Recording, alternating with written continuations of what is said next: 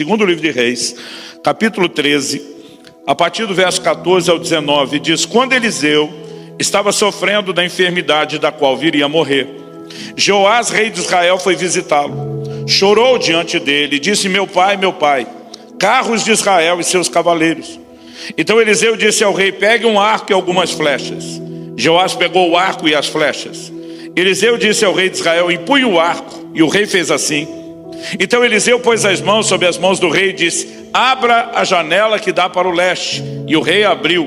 Eliseu continuou: atire. E o rei atirou. Então Eliseu disse: flecha da vitória do Senhor, flecha da vitória contra os sírios. Você vencerá os sírios em Afeca até acabar com eles. Eliseu disse mais: pegue as flechas. Ele as pegou. Então disse ao rei de Israel: atire contra o chão. O rei fez isso 3 vezes e parou. Então o homem de Deus ficou indignado com ele e disse: você deveria ter atirado 5 ou 6 vezes, e assim venceria os sírios até acabar com eles. Mas agora vai vencê-los só 3 vezes. Meu Deus, que a tua palavra cumpra o propósito pelo qual o Senhor a tem liberado. Confiamos na ação e na operação poderosa, personalizada do teu Espírito Santo, para que a tua palavra não apenas fale e cale nos nossos corações, mas que ela produza, ó Deus, aquela calibragem necessária, aquele alinhamento tão importante, e que, ó Deus, de acordo com a necessidade de cada um, o Senhor nos conduz ao lugar que tem intencionado. Nós clamamos em nome de Jesus. Amém. Bom, eu quero tomar esse texto como ponto de partida e uma espécie de trilho para um encorajamento a ser dado a vocês. Normalmente, a gente olha para alguns dos textos bíblicos do Antigo Testamento quase como se fosse só um relato histórico. E um texto como esse é mais do que um relato histórico. O apóstolo Paulo, em 1 Coríntios, no capítulo 10, no verso 11, falando dos registros da nação de Israel, ele diz: essas coisas lhes aconteciam e foram escritas para nossa advertência, para nosso exemplo, nós de quem são chegados os fins dos tempos. Ou seja, isso não foi registrado apenas para que a gente soubesse o que é que em algum momento aconteceu com eles, mas para nosso exemplo e advertência. Romanos 15:4 diz que tudo quanto foi escrito para nosso ensino foi escrito. Isso inclui o texto que nós lemos.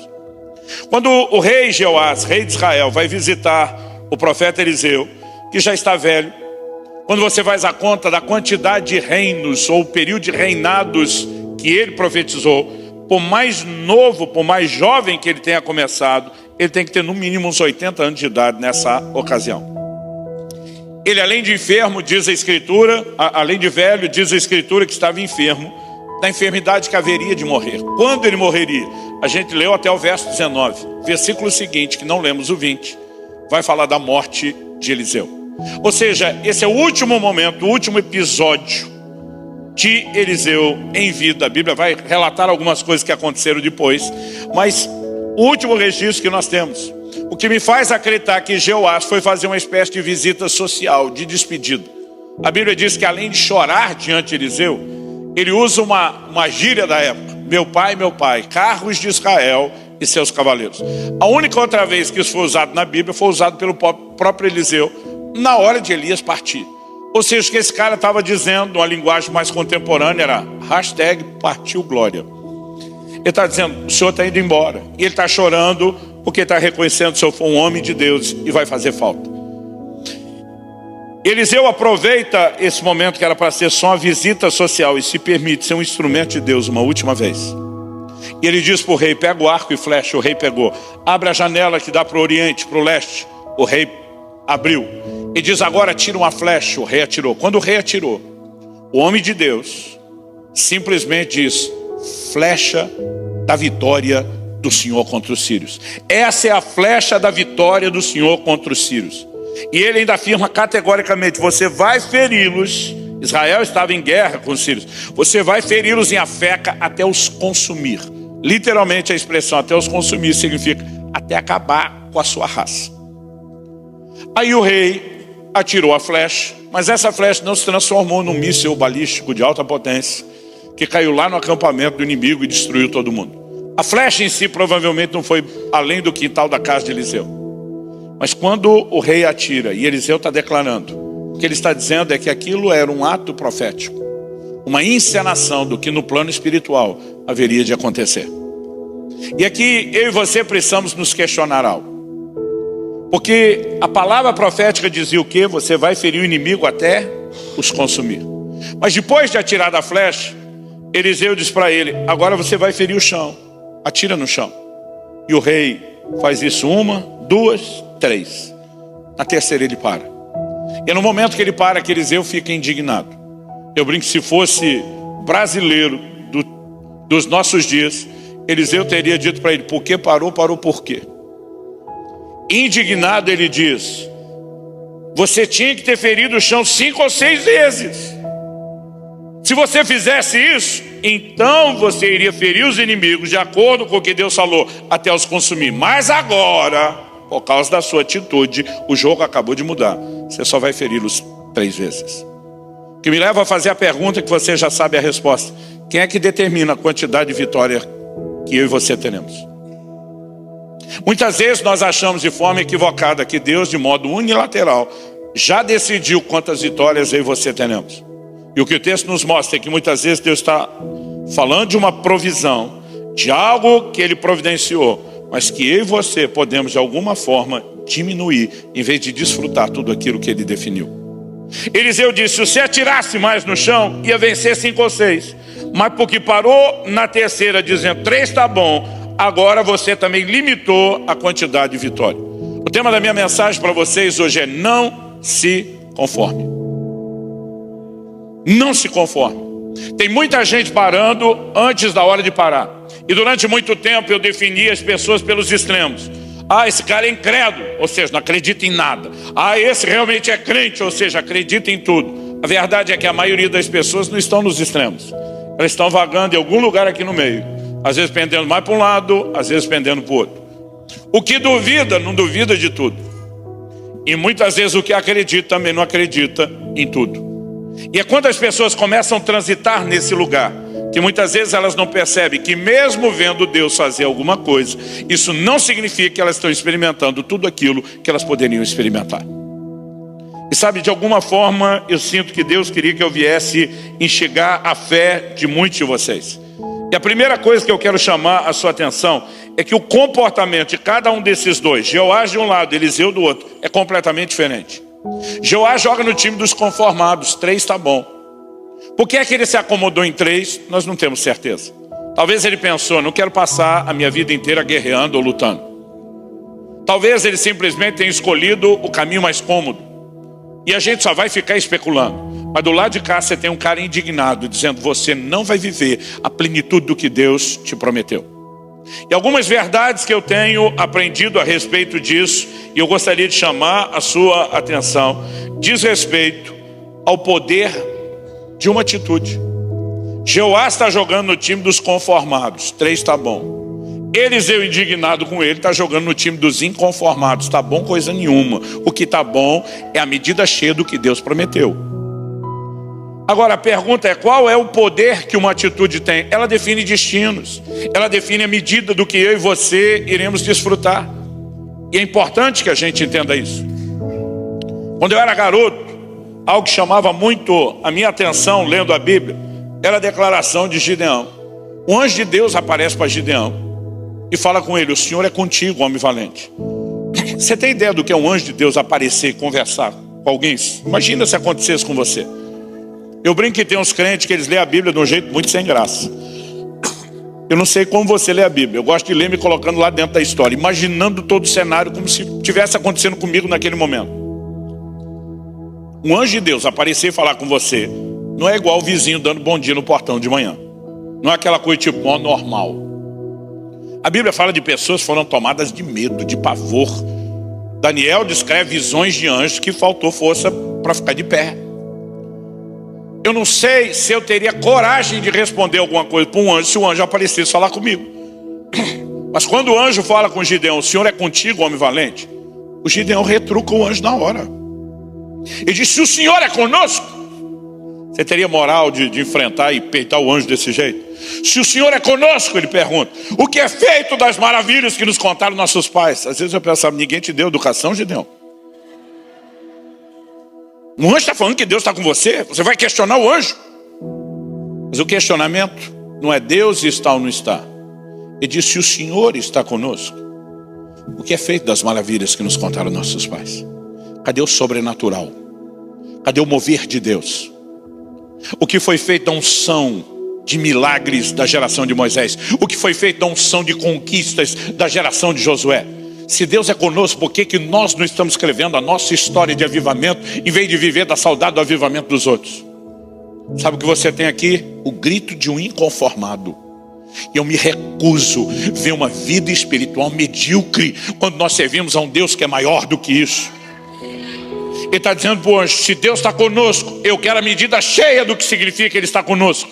Eu quero ver o pau quebrar, eu quero ver a coisa acontecer, eu quero ver o cenário incendiado. O que me faz questionar por que Deus escolheu justamente Gideão. Às vezes a gente fica achando que o cara era inconformado porque Deus o escolheu. A minha teoria é outra. Deus o escolheu porque viu nele o inconformado. Aliás, essa é a lógica que condiz com a Escritura. Em 2 Crônicas 16:9, a Bíblia diz que, quanto ao Senhor, os seus olhos passam por toda a terra. Essa é uma linguagem, na teologia a gente define isso como antropomorfismo. Deus dá um linguajar que a gente entende. Ele é onisciente, Ele conhece tudo, Ele não precisa passar os olhos numa procura física como eu e você fazemos.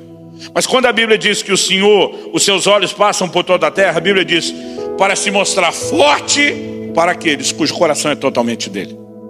Pergunta: é Deus vai se mostrar forte para todo mundo? Não.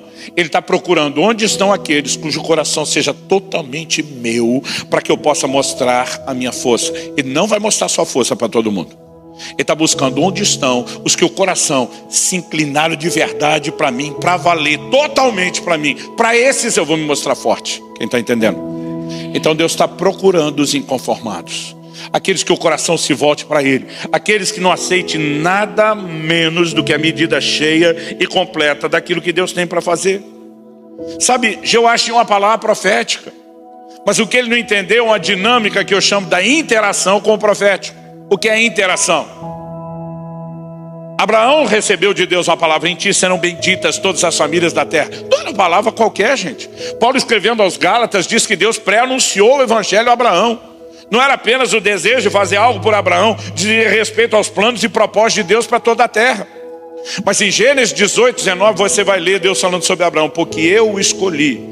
Para quê? Indicativo de propósito. Para que ele ordene a sua casa, os seus filhos depois dele, a fim de que guardem o caminho do Senhor, pratiquem a justiça e o juízo, a fim de que o Senhor faça vir sobre Abraão o que tem falado a seu respeito. Mas pera, o Senhor não prometeu? Prometi. Mas para que eu faça vir sobre Abraão o que eu prometi, Abraão tem que fazer a parte dele.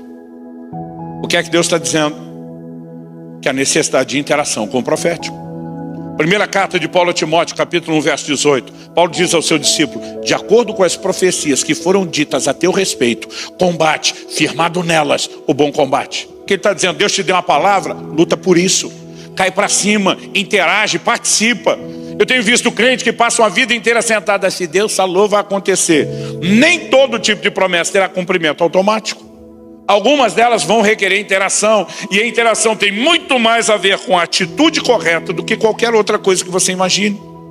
Então nós precisamos entender, em primeiro lugar, o poder que a atitude tem. Enquanto o conformismo limita a gente, como Joás, que tinha uma palavra profética para experimentar algo maior, que era vencer o inimigo até acabar com a raça deles, até aniquilá-los. Depois tem que ouvir o homem de Deus dizendo: agora só vai vencer 3 vezes. Enquanto o conformismo limita, o inconformismo, por sua vez, tende a remover os limites. Então, se em primeiro lugar eu destaquei o poder de uma atitude, segundo, eu quero te encorajar: não aceite nada menos do que aquilo que lhe foi prometido. Deus prometeu porque quis, nenhum de nós coagiu ele a prometer nada. E se ele fez a promessa, ele tomou essa decisão por algum bom motivo, porque muitas vezes nem eu e você entendemos os motivos. E muitas vezes, quando Deus lá no início me chamou para o ministério, começava a falar as coisas que ele ia fazer na minha vida, e através de mim eu dizia para ele: onde é que o senhor estava com a cabeça quando me chamou para o ministério? Porque eu não conseguia ver o que ele via. Eu não conseguia ver a capacidade de eu poder ser aquilo que ele falava que eu seria. Mas algo que eu já aprendi há muito tempo: se ele falou e prometeu, se ele quis, ele tem alguma boa razão, que ele não precisa explicar, ele só precisa que eu e você acreditemos. Então nós não podemos aceitar nada menos do que o que foi prometido. E tem muita gente que não é que ele não crê, mas ele está crendo para algo menor. Eu até creio que Deus pode me abençoar, só não precisa ser tudo isso. Eu até creio que Deus pode me usar, só não precisa ser tudo isso. Eu até creio, mas o tempo todo diminuindo, em vez de se posicionar para lutar pela medida cheia, pela medida completa. O que Joás fez, na minha opinião, foi ganhar tempo. Porque aquela guerra contra os sírios era geracional, já vinha da geração dos seus pais, anteriores a ele. Mas ele tinha o poder de interromper, de resolver aquilo em definitivo. Mas por alguma razão ele falou, não preciso resolver o problema. Se eu ganhar essas 3, minha vida foi tranquila, as coisas vão estar bom para a gente. Está sossegado, eu posso parar por aqui. Eu tenho visto muita gente definir seus destinos ministeriais, procurando aquilo que é mais confortável.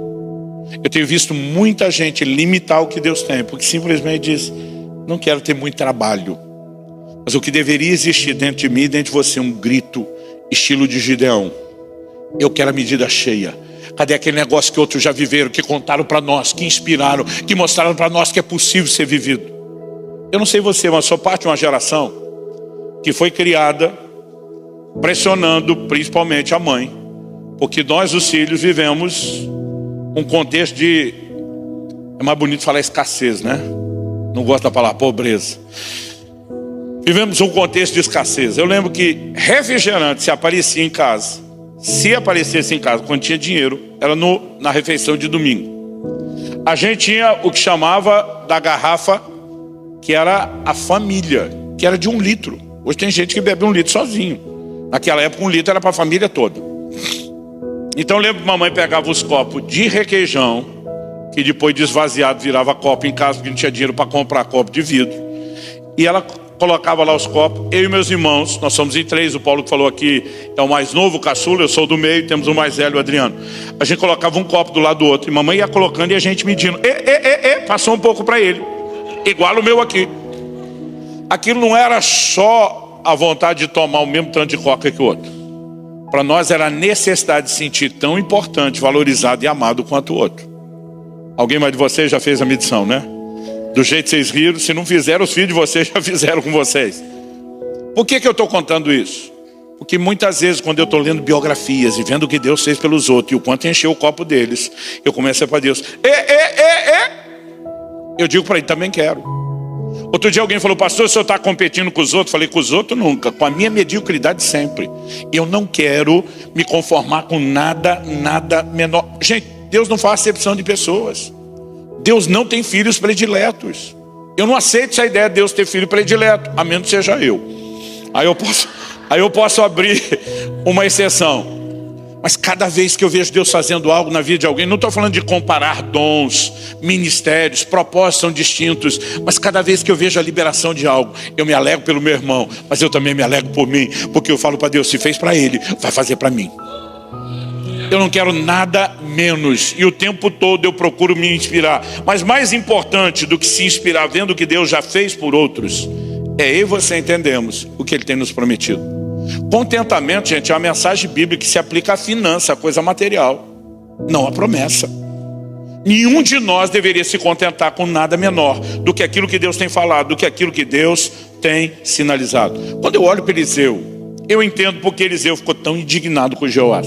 Porque Eliseu joga em outro time. Ele é o time dos inconformados. Gente, olha o jeito que Eliseu recebe o chamado para o ministério. Eliseu é chamado para o ministério. Não dá para desatrelar a vida de Eliseu da de Elias. Porque Elias simplesmente desistiu. Depois do avivamento no Carmelo, quando desce fogo do céu, eu não sei o que é que acontece exatamente com Elias, mas ele simplesmente desistiu. E ele vai lá para Deus e fala para Deus, melhor me é morrer do que viver, basta. Em outras palavras, está dizendo para Deus, deu a tampa, deu a conta, deu o que tinha que dar. Ele apresentou a carta de demissão para Deus. O curioso é que Deus aceitou. Eu digo sempre para as pessoas, cuidado com aquilo que você olha. Porque tem gente pedindo para sair, Deus vai dizer ok. Mas Deus falou para ele, primeiro vai pagar um aviso prévio. Eu tenho as últimas tarefas para você. Você vai ungir Jeú, rei de Israel, Azael, rei da Síria, e Eliseu, profeta em seu lugar. Você não vai achar essa expressão em outro lugar da Bíblia. Profeta em seu lugar. Eu, quando era criança, aprendi que Eliseu sempre foi o discípulo de Elias, por isso foi escolhido. Não. Quando Deus escolhe, E é Deus que menciona por nome. Não foi Elias que escolheu quem era o rei de Israel, foi Deus. Não foi Elias que escolheu quem seria o próximo rei da Síria, foi Deus. E não foi Elias que escolheu quem seria seu substituto, foi Deus. Então, pela primeira vez, você vai ver um encontro que nós não sabemos se aconteceu antes. Ele passa, joga a capa sobre Eliseu. E ele fala para Eliseu, você sabe o que eu fiz com você? Eliseu diz, só espere eu despedir de papai e mamãe.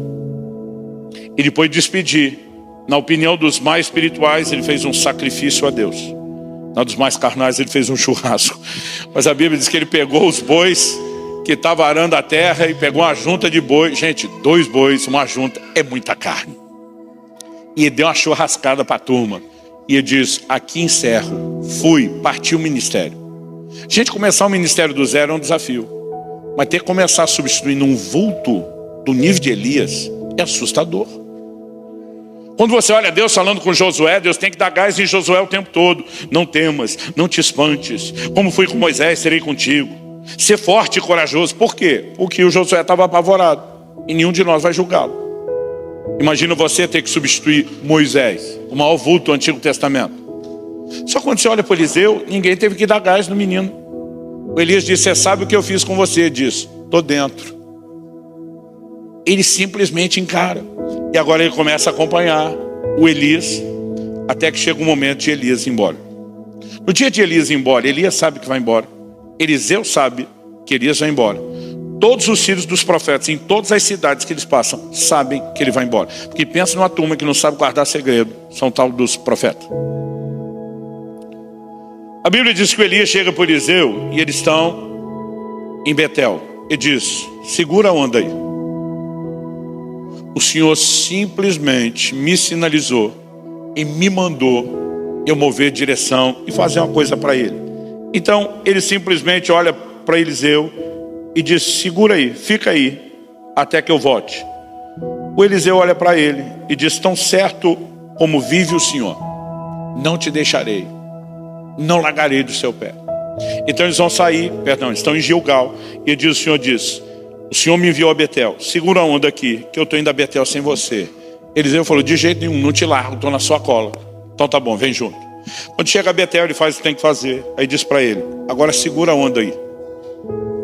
O que o Senhor me mandou a Jericó. Tão certo como vive o Senhor, não te deixarei, não largarei do teu pé. Estou na sua cola, então vamos junto. Faz o que tem que fazer em Jericó. Agora ele diz para ele, segura a onda aí, que o Senhor me mandou ao Jordão. A hora que ele fala, mandou ao Jordão, o Eliseu já de novo, tão certo como vive o Senhor. Eu não sei como você lê a Bíblia. Eu falei que eu gosto de ler me imaginando lá dentro da história. E eu imagino um Elias já estressado nessa altura do campeonato. Pelo menos é como eu reagiria com o Eliseu. E eu no lugar de Elias já me imaginaria arremedando Eliseu. Tão certo como vive o Senhor, não te deixarei nem largarei do teu pé. Gente, vamos tentar ler as entrelinhas aqui com os sentimentos de todo mundo. Eu imagino que o desespero de Elias, porque Elias vai olhar para ele e vai perguntar, o que é que te falta, garoto? Lá no Paraná a gente diria, o que é que te falta, piá? O que é que você quer? E interessante que é nesse momento que a palavra de Deus diz que Eliseu vai responder e a gente tem que entender essa resposta. Mas a pergunta do Elias para ele é, o que é que te falta? O que é que você está esperando antes que eu seja levado? Por quê? Na minha opinião, ele está dizendo, não dá para me dar um momentozinho de privacidade. Você, como eu, sabe que hoje é meu último dia. Não dá para me deixar sós um pouco. Por que aonde eu vou, você não desgruda de mim, não me dá? O que é que está faltando? Elias deduz, você ainda quer alguma coisa antes de ir embora. O menino na hora diz, eu quero porção dobrada do Espírito estar sobre você. Gente, ser igual a Elias já não era pouca coisa. Agora o cara diz, eu quero porção dobrada do Espírito estar sobre você. Eu já vi muito pregador dizendo, você tem que orar por porção dobrada do Espírito Santo. Não foi isso que ele pediu. Não é porção dobrada do Espírito Santo. Você não aguenta nenhum dele, imagina 2 dele. Você morre. Quando ele diz, quero porção dobrada do Espírito estar sobre você, está falando da unção que define o seu ministério e os seus resultados. Agora, por que o cara vai dizer, eu quero ser o dobro do que você foi? E o curioso é que a Bíblia relata 7 grandes milagres de Elias, mas 14 de Eliseu. Se você deixar de lado a conta dos grandes e pegar todos, 14 de Elias e 28 de Eliseu. Essa conta vai dar o dobro no final de qualquer forma. E como a Bíblia registra tanto o pedido como os números, eu entendo que quando ele diz, eu quero porção dobrada do Espírito, é unção, nível de realização. O que é que o Eliseu está dizendo? Vou te dizer a minha leitura. Imagina o Eliseu olhando para Elias e dizer, velho, se você desistiu do ministério, qual o motivo, não sei. Se o chefe lá em cima aceitou, ainda que te deu um aviso prévio e pediu para você escolher um substituto, isso é entre vocês, não vou me meter nisso. Para mim, aceitar te substituir é uma honra. Mas se você pensa que eu vou desistir do meu próprio chamado só para ser o seu step, você está enganado. E como eu já não seria em nada menor do que você, eu aceito cobrir a sua sem anular a minha. Então você dois de você. Sabe como meus amigos nordestinos rotulariam alguém que falou desse jeito, dessa forma? Abusado. O próprio Elias olha para ele e diz assim, dura coisa pediste. Essa palavra traduzida como dura no original hebraico, ela tem dois possíveis significados. Um deles é, você pediu uma coisa muito difícil. A outra seria uma espécie de magoou, duro porque machuca. Qualquer uma das perspectivas, me parece que o Elias não está empolgado com o que o Eliseu está pedindo. E ele joga a batata quente para Deus e diz, se me vires quando for tomar de ti, será assim, se não, não. Ele diz, quem vai definir isso não sou eu. Mas ele não parece ter ficado empolgado. A Bíblia diz que os dois atravessaram o Jordão. Como? Porque a geração inteira de Josué teve o privilégio de ver o milagre coletivo. Eliseu junto com Elias tem a versão VIP. Elias chega, fere o Jordão com a capa, a água abre, os dois passam. De novo, eu acho que tem uns crentes que lêem a Bíblia de um jeito muito sem graça. Eu acho que eles imaginam Eliseu atravessando aquilo como eles atravessariam a rua na faixa de pedestre, tipo, mó normal. Eu não consigo me imaginar passando desse jeito. Não importa se fosse no lugar de menor extensão para a travessia do Jordão. Gente, vê o rio abrir na sua frente. Eu me imaginaria assim, me segurando para não pagar o mico. No mínimo, passando mais ou menos assim. E se fosse hoje, ó, puxava o celular do bolso, faria um selfie para eternizar o momento. Gente, deve ter sido doido o negócio. Aí agora que eles estão do lado de lá, a Bíblia diz que uma carruagem de fogo separa os dois. E a Bíblia diz assim, e Eliseu viu Elias subindo. O que é que Elias tinha dito? Se me vires. Quando a Bíblia diz Eliseu viu, se é aquela versão mais antiga do WhatsApp que dava 2 tiquezinhos azuis. Mensagem recebida e lida. Nesse momento, ele sabe que o que ele pediu a Deus é dele. Mas a Bíblia diz que enquanto ele está vendo Elias subir, a Bíblia diz que a capa de Elias caiu. E é o momento que Eliseu tem que fazer uma escolha. Se ele continua olhando para o Elias, ou se ele vai olhar para a capa. E a Bíblia diz assim, e Eliseu nunca mais viu Elias, porque ele fez a escolha. Ele está de olho na capa. O Elias foi embora, saiu dos olhos, ele está olhando a capa.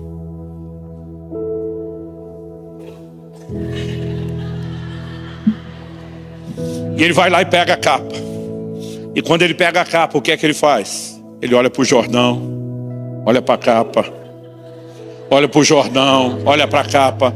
Eu imagino ele pensando, a Bíblia não diz o que ele pensou, eu imagino ele pensando, nem a pau que eu vou voltar nadando. Sabe o que ele está dizendo? Do nível do sobrenatural que eu já cheguei, é daqui para mais, não é daqui para menos, é daqui para frente, não é daqui para trás. Ele pega, olha para o Jordão, e ele vai para cima. Quando ele fere o Jordão, qual é o grito que ele dá?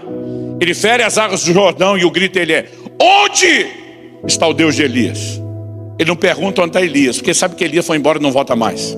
Mas está dizendo, cadê o Deus de Elias? Sabe o que ele está dizendo? Elias pode ter ido, mas o Deus de Elias ficou. Traduzindo, um mover específico pode ter terminado e passado. Uma era de avivamento pode ter sido concluída. Um ciclo pode ter terminado, mas o Deus de todos os ciclos não foi embora. Então agora é a minha vez, é a minha era, agora é o meu ciclo. Cadê o Deus de Elias? E o Jordão se abre e ele passa. Quando ele passa e chega do outro lado, a Bíblia diz que os filhos dos profetas chegam para ele com um pedido inusitado. Qual era o pedido? Deixa a gente procurar o corpo de Elias. E diz, gente, esquece isso, deixa a gente procurar. Gente, esquece isso, deixa a gente procurar. E diz, vai. Depois de 3 dias, 50 homens procurando incessantemente, eles voltam para dizer, nós não achamos. E aí Eliseu vai fazer o papel da esposa no casamento. Eu não disse.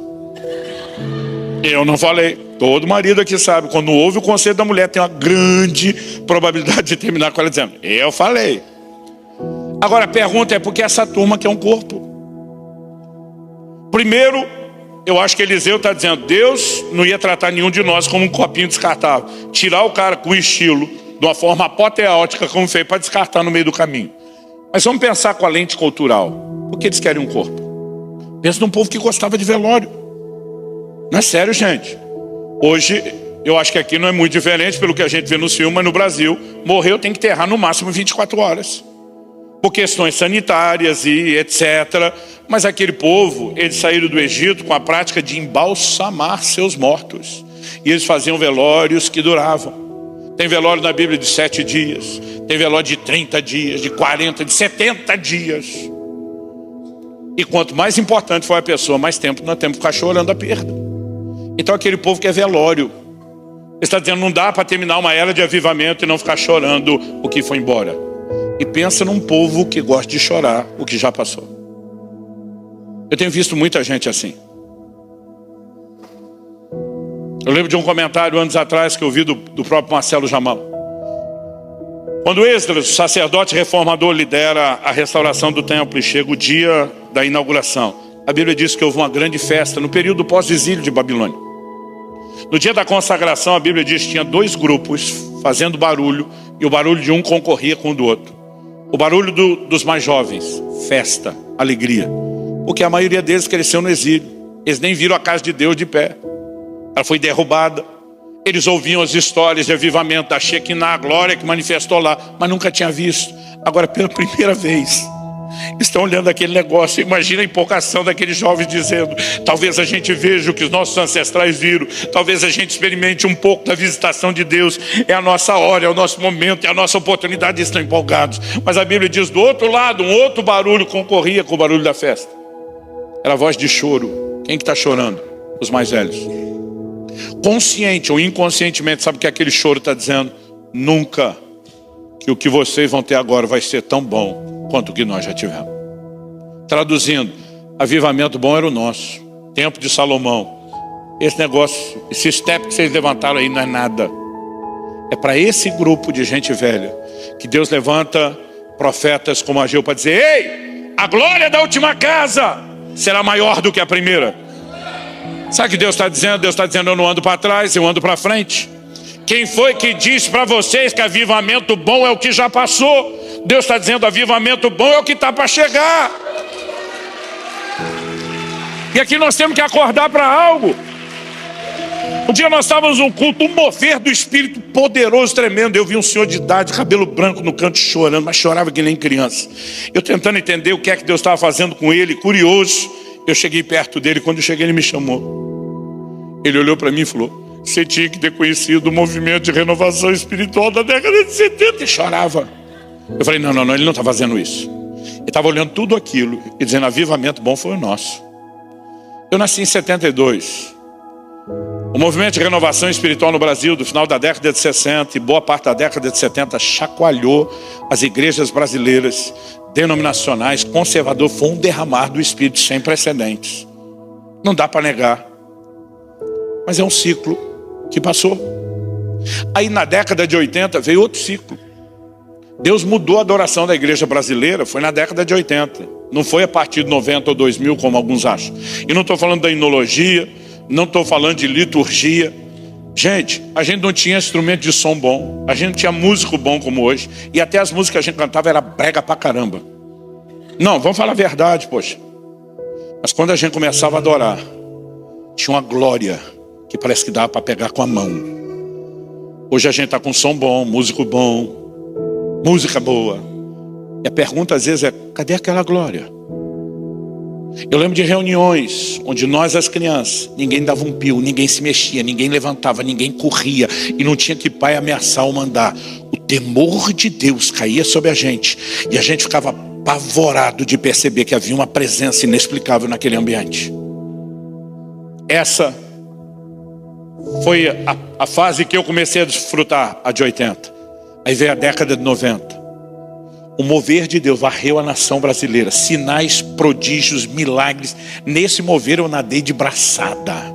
Esse eu já estava crescidinho, já tinha respondido ao ministério. Eu brinco que você não fazia esforço, você dava um espirro pregando, alguém já era batizado do Espírito Santo. Era um negócio impressionante. Mas eu não sei por que os moveres são cíclicos. Aquele mover de sinais e milagres e prodígios no início da década de 2000 começou a ganhar uma outra guinada, quando a igreja por sua vez começou a crescer como nunca antes. Eu não sei te explicar porque os moveres são cíclicos, mas deixa eu te dizer uma coisa: não é porque um ciclo encerrou que o Deus de todos os moveres não vai começar algo novo. E tem muita gente que gosta de chorar o que passou e não tem a percepção de que Deus tem algo maior para fazer. Isso tem sido um dos grandes fatores limitadores. Eu quero ser honesto com vocês. Vocês têm enfrentado uma história de muitas lágrimas nos últimos anos. Mas antes disso, houve muito mover de Deus nessa casa. E tem gente que está só com saudade do que passou. Eu vim para te dizer que o melhor ainda está por vir. Que o melhor ainda está para acontecer. Que o Deus de todos os moveres não foi embora. Que o Deus de Elias continua conosco. E sabe, o que leva Eliseu a viver o dobro do que Elias viveu, não é só porque esse cara foi ungido para isso. É porque o coração dele dizia: eu não aceito viver nada menor, eu não aceito viver nada inferior, eu não me conformo com nada menor do que aquilo que Deus prometeu. E eu quero te encorajar, seja na sua vida pessoal, seja naquilo que diz respeito à igreja, não aceite nada menos do que aquilo que Deus tem prometido. Em terceiro e último lugar, para terminar, porque eu esqueci que eu ia fazer depressa. Deixe o bom para entrar no melhor. Inconformado não é só alguém que quer sair do ruim para o bom. É gente que depois que entrou no bom diz: eu me recuso a estacionar no bom, se Deus tem algo melhor. A mentalidade correta não deveria deixar ninguém conformar no ruim, mas também não pode deixar a gente estacionar no bom e dizer: aqui está tranquilo. Segundo Reis, no capítulo 4, a Bíblia fala que uma viúva de um dos filhos dos profetas procura Eliseu e fala: olha, teu servo morreu.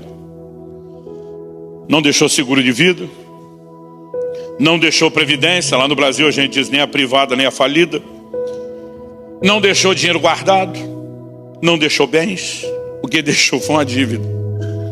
E agora, o credor está aí na porta querendo levar meus filhos como escravo. O que essa mulher foi buscar em Eliseu? Consultoria financeira? Não. Ela está dizendo: você é o homem de Deus, eu sei que você pode ser um instrumento. Eliseu olha para ela e diz: o que é que você tem em casa? Gente, os inconformados, eles são uma estirpe interessante. Normalmente eles não estão olhando para o problema, eles veem problemas, oportunidades de manifestações de Deus. Eliseu não senta com a mulher, diz: puxa, meu coração está partido, eu entendo que a senhora está... Ele diz: vamos para o prático. O que é que a senhora tem em casa? De onde é que nós podemos começar? A mulher diz: ah, tua serva não tem nada, a não ser um pouco de azeite na botija. É impressionante como os clientes têm uma tendência a diminuir o que eles têm, ou a não conseguir enxergar o potencial do que eles têm. Ah, tua serva não tem nada, a não ser isso. Ele diz: é daí que nós vamos começar. Ele diz: faz o seguinte, vai às tuas vizinhas, tuas amigas, e começa a pedir vasilhas emprestadas. Mas ele é específico e diz: vasilhas vazias, não poucas. Vou repetir: vasilhas vazias, não poucas. Não tragam a vasilha já com metade de azeite, porque você precisa do maior espaço possível e do maior número possível de vasilhas. Por que Eliseu está dizendo isso?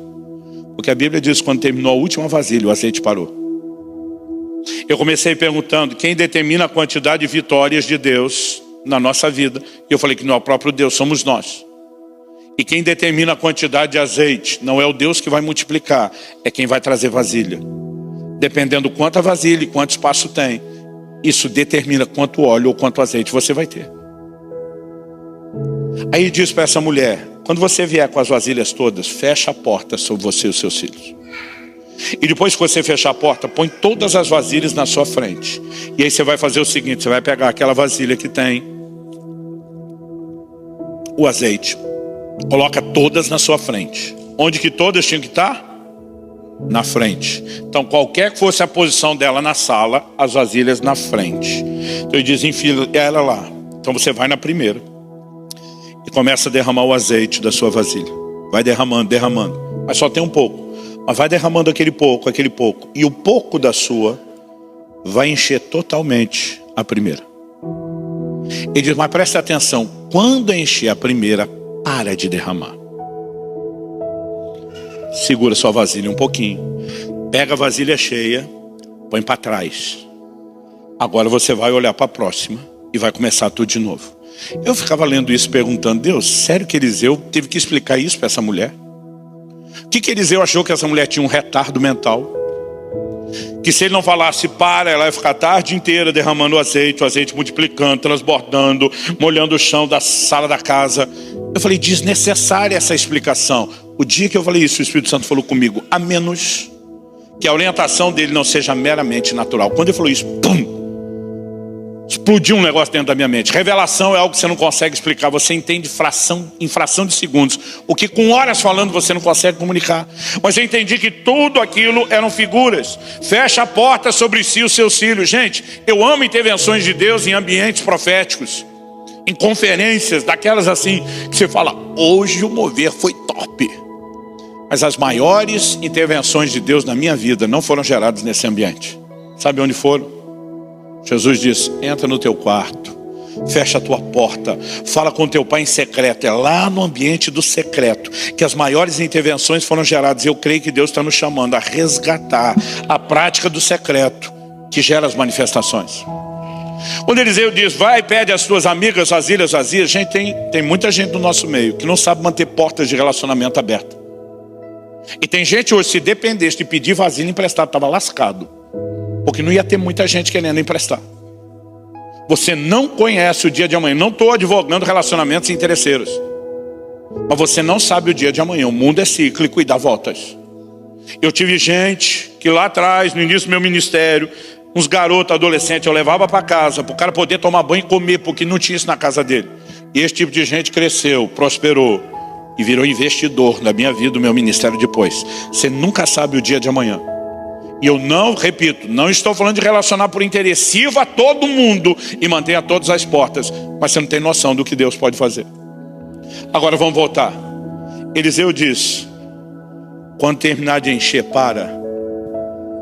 Simplesmente pega isso, põe para trás. O que ele está falando de foco? Ele está dizendo, a vasilha que está cheia é um milagre realizado. E os seus olhos não precisam estar naquilo que Deus já fez, quando existem outros milagres para acontecer. Então ele diz, tira da sua frente, seja agradecido a Deus, mas não é mais seu foco, põe para trás. Esquece o que ele já fez, mira a próxima. O que é que Deus tem para fazer? Mas o que ele fez não foi bom? Foi bom. Mas o que ele vai fazer é melhor. Porque a soma do bom que já teve, com os outros bons que virão, e a soma de todos esses bons vai dar um negócio bom para caramba. Quem está entendendo? Agora tem crente que na primeira vasilha ele teria parado. Imagino ele derramando, vendo a outra encher, já com mais óleo lá do que aqui. Imagina uns crentes já surtando, gritando, meu Deus, é o azeite do milagre. Imagina uns agarrando aquela botija, milagre, milagre, milagre. Imagina os filhos, os vizinhos chegando querendo ver. Deixa ver, não, ninguém chega perto do azeite do milagre. Vender para pagar a dívida, como foi dito, nem a pau. Porque essa pessoa, consciente ou inconsciente, ia dizer o quê? Nunca vai acontecer outra na vida. É melhor segurar. Eliseu está dizendo, ei, isso é só a primeira. Põe para trás. Tem uma fileira de milagre para acontecer.